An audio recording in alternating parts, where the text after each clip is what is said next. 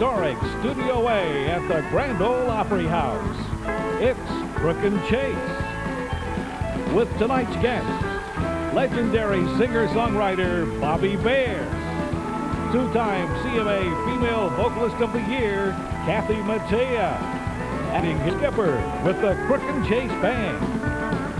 And now, ladies and gentlemen, Lori Ann Crook and Charlie Chase. How you doing? Nice to have you with us here. A warm welcome. Welcome to our studio, Studio A, here at the Grand Ole Opry House. And let me just tell you this. I am so happy that we got out here without her falling flat on her face, because I don't know how you do it. She's walking on these huge heels, and we're backstage getting ready to come in. She comes stumbling in. Hello, Charlie, you know. The operative word here is huge. This is how sick we women are about shoes. I wear a size 9, okay? Can anybody top that in the room? Gentlemen included. No, wait a minute. Okay. I wear a size 9. I saw these, the only size they had on the sale, I'm a bargain hunter, is 10.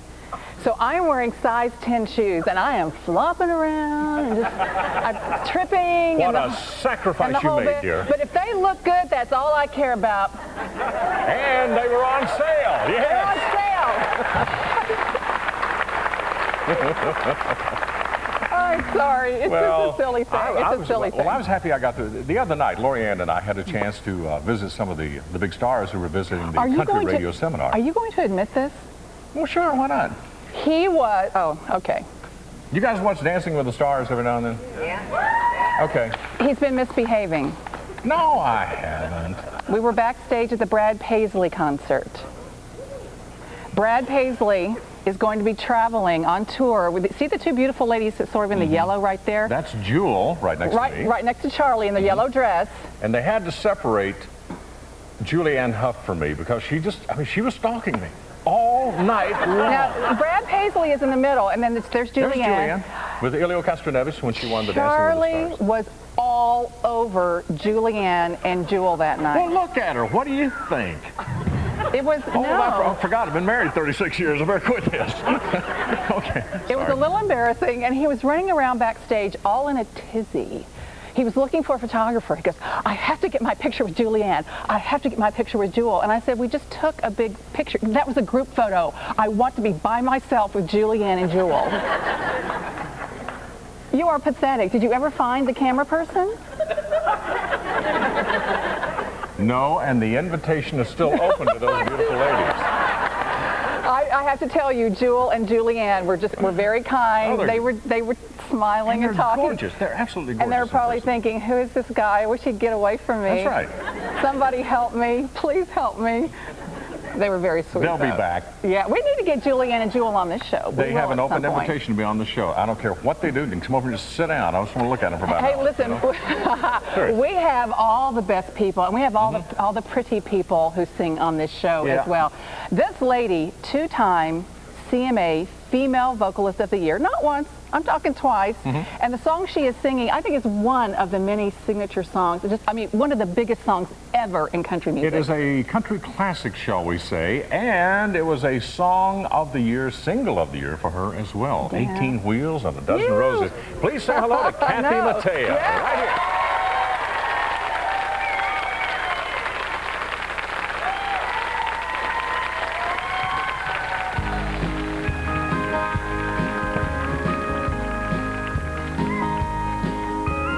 Charlie's got a gold watch, don't seem like a whole lot. After 30 years of driving up and down the interstate. Yeah, but Charlie's had a good life, and Charlie's got a good wife. And after tonight, she'll no longer be counting the days. 18 wheels and a dozen roses, 10 more miles on his 4-day run, a few more songs from the all-night radio, then he'll spend the rest of his life with the one that he loves.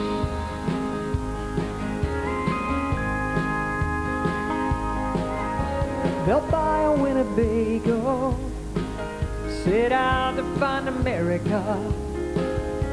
They'll do a lot of catching up, a little at a time,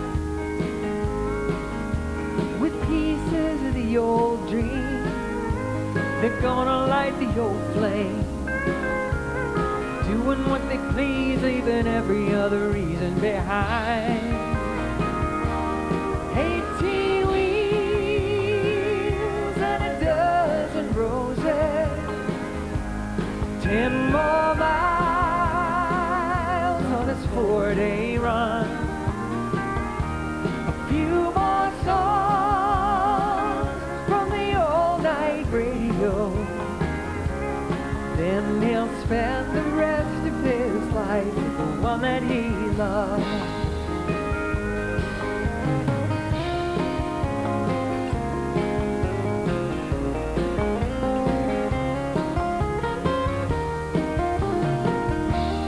18 wheels and a dozen roses,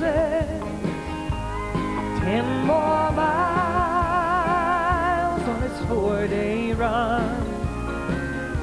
a few more songs from the all-night radio.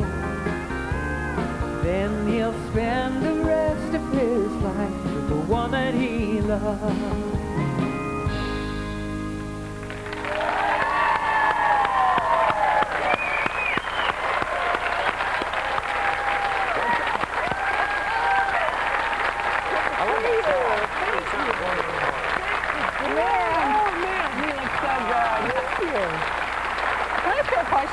Man, you look fantastic. That's Number one, are you still a runner? Do you run a lot? I do. I can tell. Just look at those legs, look at that bod. Watching your diet and all that sort of thing? Yeah, it's always ebbs and flows. I'm just now getting back after being sick for a couple of weeks, so I'm feeling rather porky, as you say on the Did you have the flu bug? Did you have the flu bug? It was, yeah, kind of like that, okay. Hey, by the way, happy anniversary. You are celebrating the same, you're celebrating an anniversary that's 25 years. We're celebrating 25 years together as Crook Chase. I was thinking. And this is the 25th anniversary of your first record deal?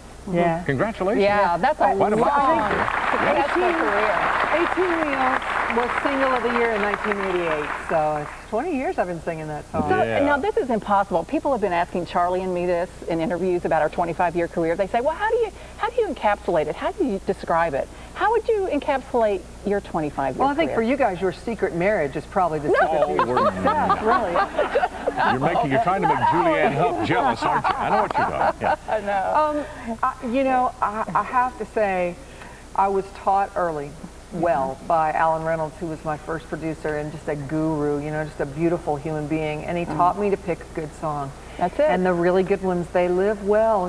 They're stories that deepen in the retelling. And so for me, it's just, I love the connection with people. I love the connection with musicians, and I still love the connection with the song. Well, that explains and sets up well your latest CD here called Coal, which is basically about the area where you grew up in West Virginia. West Virginia. Now let's talk about the producer as well. Now, I know you brought along some pictures here. I think you know that you maybe you don't know. We dug them up, Kathy. Yes, is what we did. Marty Stewart. Marty Stewart is her Marty producer. produced this record for me, and what a gift it was. I figured he knows the history of this music. I mean, he's been playing hillbilly music since he was 13, you know, and mostly it's that a lot of this stuff is really, it's very raw Appalachian singing. And I was afraid that I'd been a commercial singer so long that I wouldn't be able to do it justice. And I knew that I could trust Marty to say, and he has great hair, doesn't he? He has bigger hair than I do. Leave him alone about his hair. And there he is, very mindfully producing the record. That's playback right there. Yeah, and this is where you told him you didn't like his hair that day, right? Yeah, I think Marty had run to Hendersonville and back and was on his way somewhere else and was trying to concentrate on something we had just done, trying to listen to it before he had to split. So. Man, this album, Cole, is so, in my opinion, is just so deep and it is so meaty and your voice shines so well in it. You can tell there's a lot of emotion on this album for you, and I was reading about it because I thought, where is this coming from? I've always loved your voice, but this album expresses something that I don't think I've ever heard in your voice. And I understood that when the Sago mine disaster happened, you were inspired to go back and remember. Yes, the day of the funeral, we sang on Larry King Live that night. Larry King covered the funeral. Although we didn't go to West Virginia, we did sing on the show. And I had been watching this for days. And there was another mine disaster that happened when I was 9 in West Virginia. And so it really took me back. And I'd been thinking about this record for a long time. And I thought, you know, what better way to channel your emotion about something? And I've had this idea of making an album of Cole songs. The interesting thing is, there's a certain way, you have to get out of the way to sing these songs. I mean, I feel like I'm giving voice to writers that people may not know and a story that people may not know. And I found that, you know, I feel like I'm telling my grandfather's story. Both my grandfathers were coal miners. I was going to say, it's been in your family a long time. Did you ever suffer tragedy personally? My dad lost an uncle in a slate fall in the mines before I was born. And my grandfather died of cancer, and we always wondered if it was black lung. They just don't realize how treacherous that kind of job is. It's unbelievable. And the interesting thing is it has not changed much since the 50s, the way coal is mined. And so a lot of people are surprised and just never really think about it. I mean, there's a pretty good chance that all the lights in the studio are powered by coal that somebody went under the ground and dug out. You're probably right. Well, I think it's a wonderful tribute, and I love the way you sound on the record. And I tell you something else that I think is really fun about the record is this the first one you produced on your new label? Yes. Okay, we have to just tell the story briefly because her new label is called Captain Potato. Now, Charlie and I know the story because we were sort of there when it happened, but you have to tell the people who may be new fans of yours where the Captain Potato moniker came from. Well, if you say my name over and over again, and you speed up as you do it, and then you have a couple beers somewhere along the way, it will eventually turn into Captain Potato. So that's the short version. Captain Potato, Captain Potato, Captain Potato, Captain Potato, Captain Potato. Can we get Lorianne a beer so she can pronounce it correctly? I don't want a beer. I'd have a glass of red wine would work. That would be fine. But no, I think that was very funny. So her band and everybody's called her Captain Potato for quite a while, and all of your friends. Well, my dear, happy anniversary. You look wonderful. Thank you. Sound wonderful. Congratulations on the new CD. Check she it out, will sing a song for the album Cole coming up in just a few minutes. Don't go away. Thank you.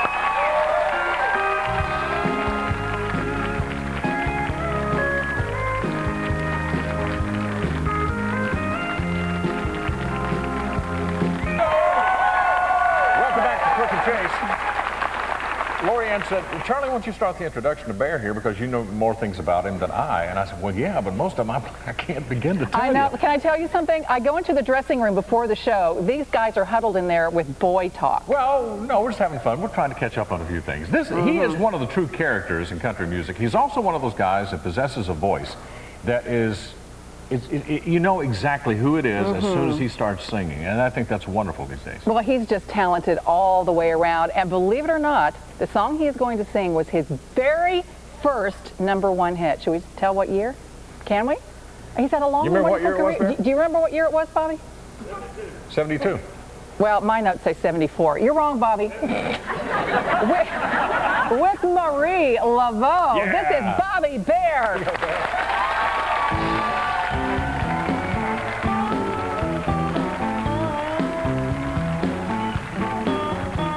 Down in Louisiana where the black trees grow, there's a voodoo lady named Marie Laveau. Got a black cat tooth and a mojo bone.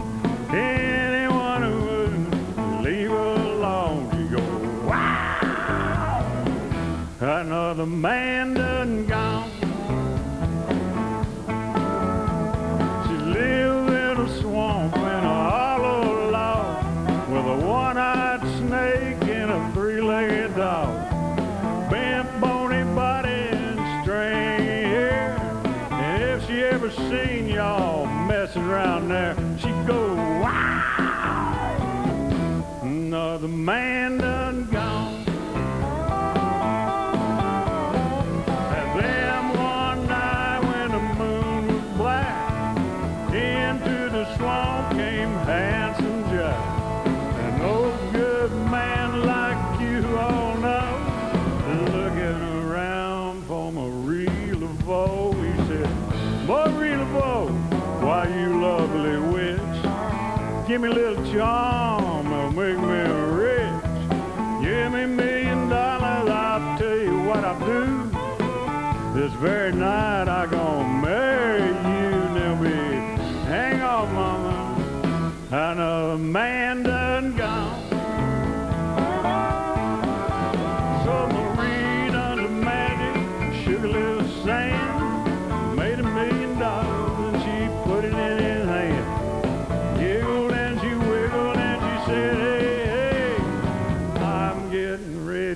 my wedding day. But old handsome Jack said, goodbye, Marie.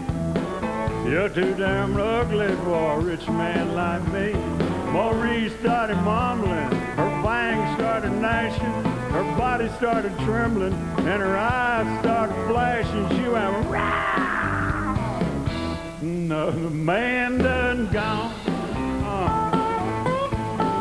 So if you ever get down where the black trees grow and meet a voodoo lady named Marie LeBeau, if she ever asks you to make her your wife, man, you better stay with her for the rest of your life, or every no, the man done gone. Here we go, Marie. Oh, Marie.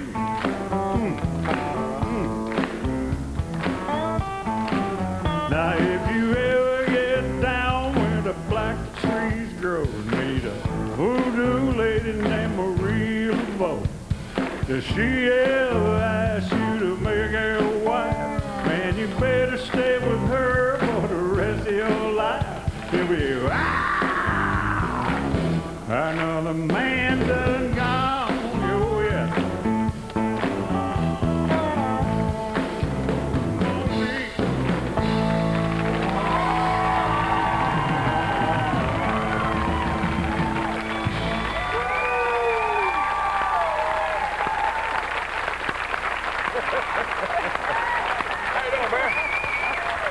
I love it. Green. Can I tell you something? You made a brand new fan about this big. There's a little boy there. I don't know how old he is. Patting his foot. He got up out of his chair and was dancing the jig to that song. I told her I love We it. saw you. And he also finds it fascinating that a grown man is on stage going, wow! Well, I'm crazy. Okay. You were just a little bit crazy. Yeah, And I need to apologize to Bobby Bear because I saw him backstage. Did you notice me just kind of going, like looking at you like this? Yeah. See, you have the most beautiful blue eyes I have ever seen. Do women always look at you like that? See, don't you think? Here comes the close-up, Bear. Oh Here comes my the close-up. gosh. All right, hey, there's your camera. Flutter into that camera. That's Those it. eyes are killer, Bobby. I'm sorry, I embarrassed myself and I embarrassed you, Well, but there you go. You just go ahead and do that anytime you want. You got it. Well, we got you good and embarrassed you here. too. Hey, you survived some bad weather here lately, man. You and your Yeah, family. Wow. you know, Jenny was sitting at home watching TV at 10 o'clock the other night, and they had them 70-mile straight line winds come through Nashville. Not a tornado, it's just straight. No, it wasn't a tornado. Okay. And it blew a huge beech tree down, and it on top of the house and on top of Jenny. It Gosh. nailed her right on the couch. She okay? And she was very lucky. The good Lord was looking out for her. Is she doing okay? She's doing fine. All it did was fracture a couple vertebrae Oh, but still. and scared her to death. Oh my God, so she's fine, okay? Yeah, the whole Were you at the roof, house at the time? everything fell in on her. Were you at the house at the time? No, I was fishing down in Florida. But I flew home the next day. Okay. And I'm glad she's fine, but knowing your priorities, is the tree still in the house or have you taken it out yet? No, they took it out the next day, and it'll be 6 months before they'll get the house built back where we can live in. 6 Really? months. Yep.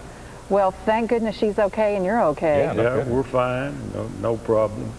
Everybody's good. They let her take the aspen brace off of her neck yesterday. Okay, so she's doing well. She's fine. We're glad to hear that. My Thank you, goodness. Charlie. Okay. And thank you so much for being here on the show. Yeah. How many years have we known Bobby Bear? Long time. Look at Charlie. Come on, Charlie, admit it. It's been forever. 30 years. So I have a very important question. Yeah. Which of you has the better jokes? I'm not going to make you tell them because I kind of know what they're like. But Bobby, do you have better jokes or does Charlie?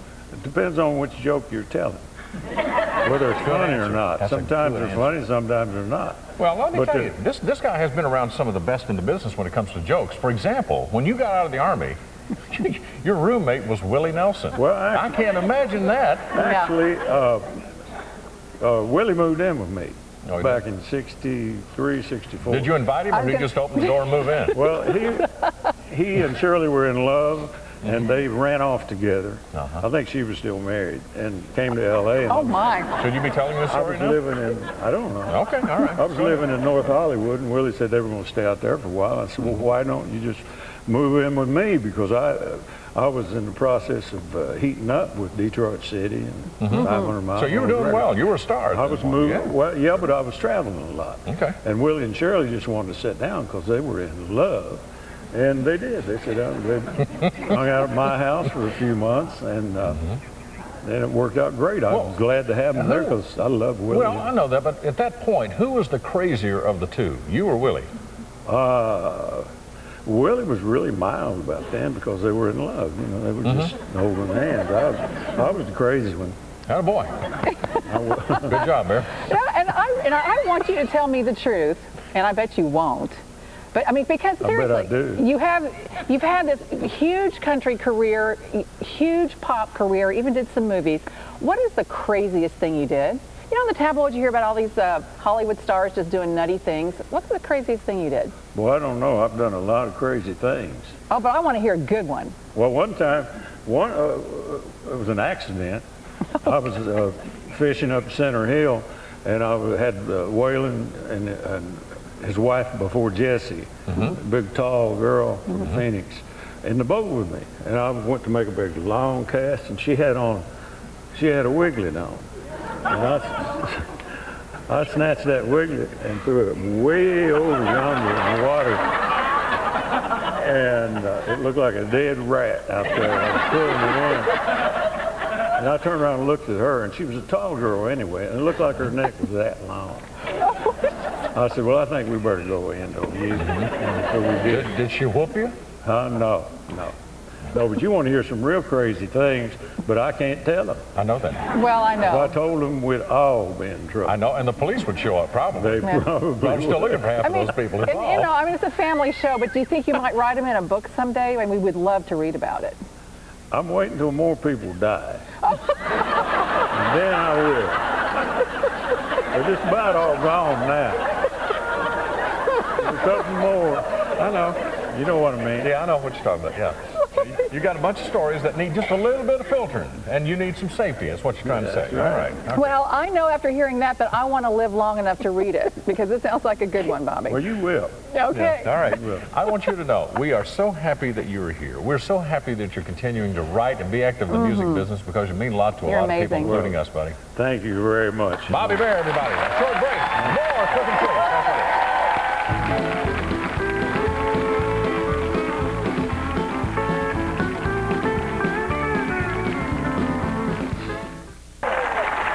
Crook Chase. I was just speaking with Bobby Bear during the break, and I found out something about this particular song that I did not know.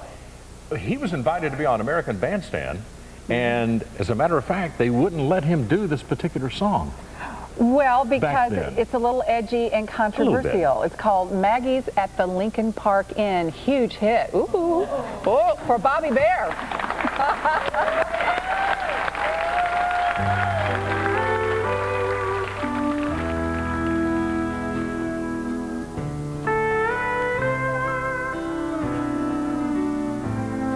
My name's in the paper where it took the Boy Scouts to hike. My hands are all dirty from working on my little boy's bike.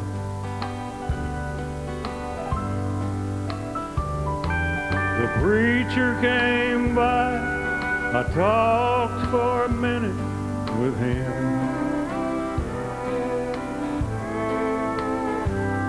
My wife's in the kitchen, and Margie's at the Lincoln Park Inn. And I know why she's there. I've been there before.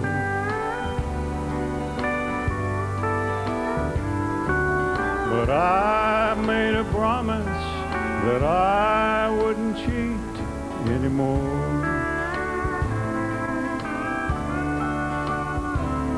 I try to ignore it, but I know she's in there, my friend.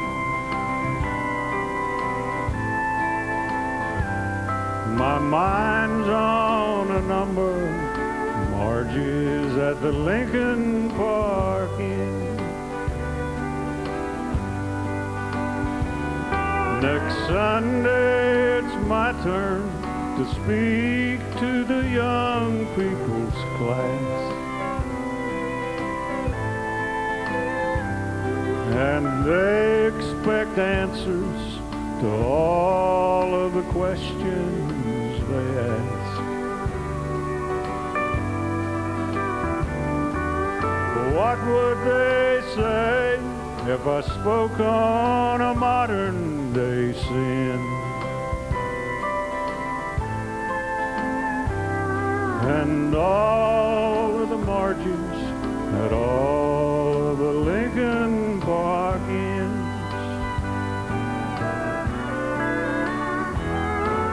The bike is all fixed, my little boy's in bed asleep. His little old puppy is curled in a ball at my feet.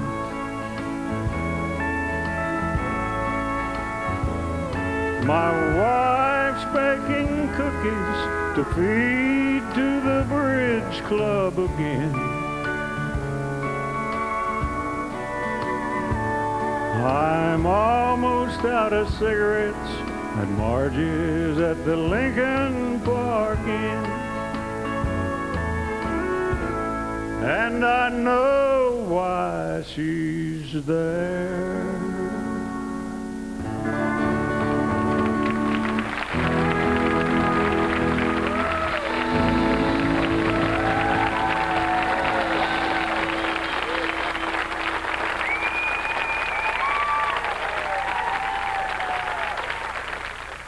Crook Chase, we have time for one more song from Kathy Mattea. You're going to love this. The album is called, the song is Red Winged Blackbird. Once again, Kathy Mattea.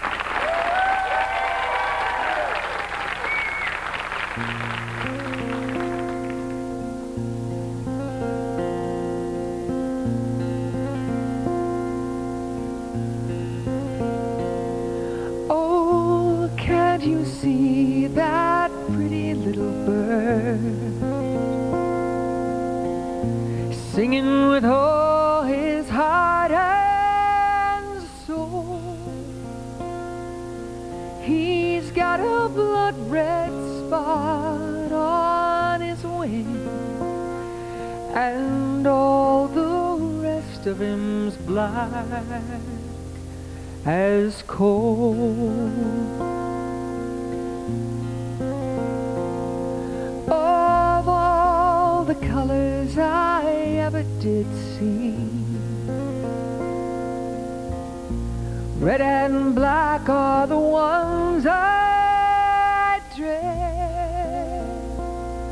For when a man spills blood on the coal, they carry him down from the coal mines dead.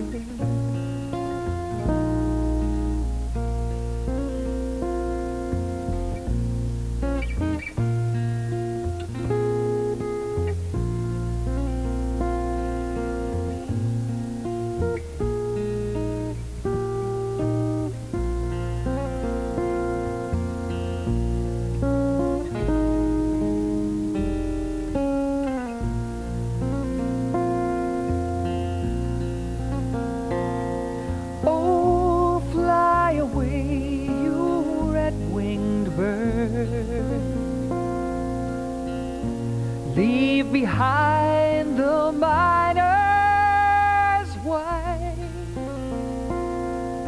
She'll dream about you when you're gone.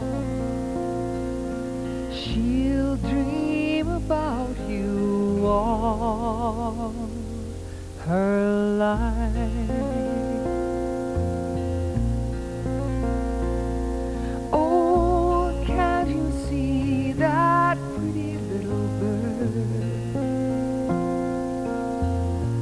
Singing with all his heart and soul.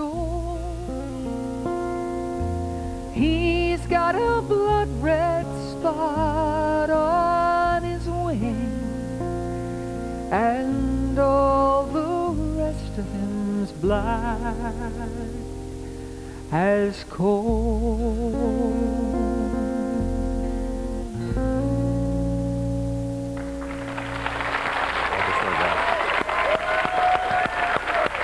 Work, guys. Come on, guys. We're going to go over there. Come on over here, guys. We have had a wonderful time. Thank you to the always wonderful, and she sounds great, Kathy Mattea, Bobby Bear, one of the classics here. Thanks also to Luke Bryan. Fantastic show, you guys. Thank you so much. See you next time. Bye, everybody. Bye-bye.